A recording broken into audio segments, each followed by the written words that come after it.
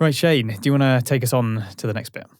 Right, let's talk about Alonso and Ocon and this fantastic duel we had very early on in the race, all the way from lap 5 up until about 13 or 14. We had the two Alpines going at it constantly, tooth and nail stuff down the back straight, all the way around the circuit, fighting for DRS. Incredible stuff. So for those of you who haven't watched the race, there's a final DRS detection point just before the last corner, which was a massive talking point of this race because the DRS really aided the car behind getting past on this long straight.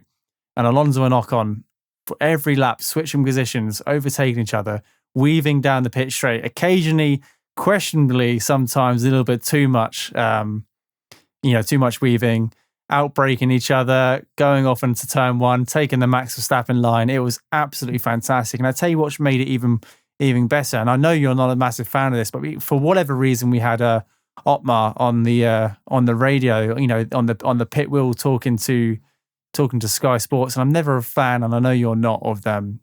These commentators interrupting the team principals, because clearly they've got some other work going on. Clearly they're busy focusing on the race, and you can have your talk about that in a second, I'm sure. But he said, we're going to let them race for the time being. Let's let them race. It's early on in the season. There's no team orders here, which I think is fantastic. Their main priority was to keep Bottas behind both drivers, which ultimately later on in the race on lap 15, Bottas overtook because, the pair were squabbling. But for at least 7 laps, they were allowed to freely race with each other. And we saw some great overtakes. And then on lap 15, the pair were told to hold position with Alonso, I think, out in front. Yeah. I believe he managed to get the front position. But yeah, what did you make of the Alpines racing? They must have lost a significant amount of time. Were you surprised they were told that they could freely race for as long as they did? And Bottas obviously got that opportunity once they'd been told to hold position. But what did you make of the whole Alpine race? I think that they're a bit underrated this year in a way, because they've been racy together with each other. It was the same last race in Bahrain. They were having a bit of a ding dong with each other. They obviously had another one at this race, and a little bit of some Max Verstappen-esque racing going on. It's probably a bit unfair to point it out like that, really, but it's sort of what immediately comes to mind because of last year's race, I guess.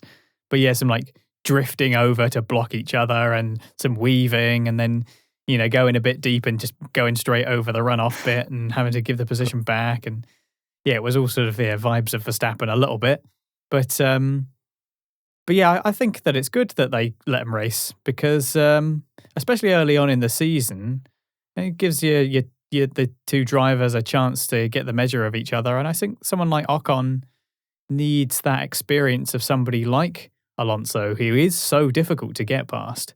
He's got to be one of the best defensive drivers on the grid. I think that that's a good experience to have. And I also think they're two drivers that are both mature enough to do that and not end up in a big heap. And that proved to be the case. We saw a good battle. Now, yeah, there's a strategy element involved where you're losing time, and Bottas was pretty close. And I don't know, they didn't seem too bothered by that. Bottas did get past in the end, and he did finish. He did end up finishing ahead of Bottas did Ocon, because obviously Bottas had to retire. So it wasn't, the net result wasn't too bad in the end. So we got some good racing out of it. That was the main thing.